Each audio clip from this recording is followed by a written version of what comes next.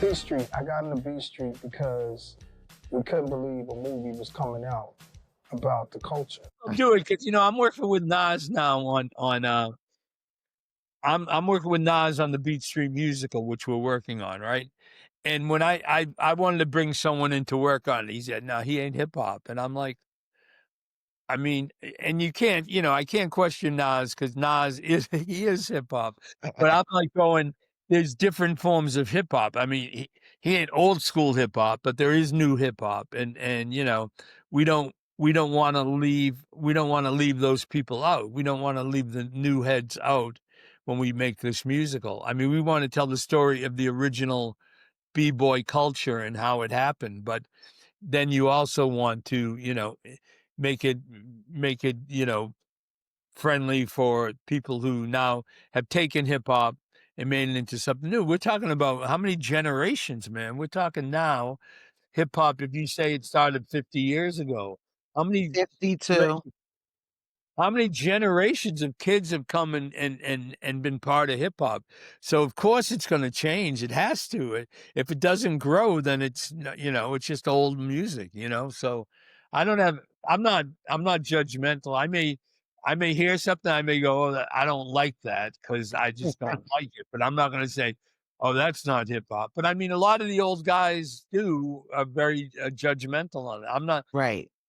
A lot of young producers are rediscovering your work through samples and remixes. What's it like hearing your influence reemerge in 2025? Well, it's always cool. I mean, I like hearing either samples or just things that sound like what we were doing, and I hear it I hear it from anywhere from Olivia Rodrigo and Taylor Swift records, just beats. I hear these beats. I hear the 808 all over pop music. So contemporary pop music.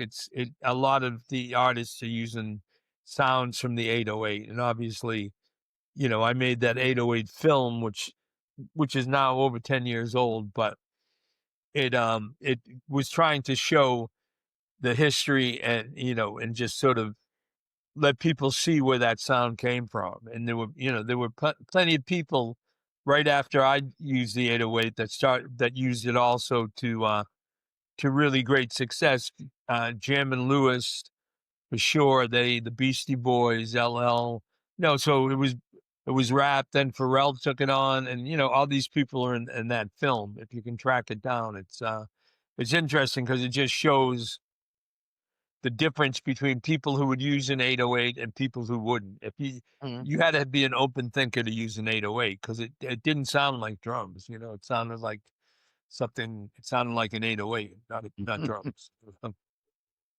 From vinyl to AI, you've seen every era of music evolution. What's been the most exciting and the most challenging shift for producers?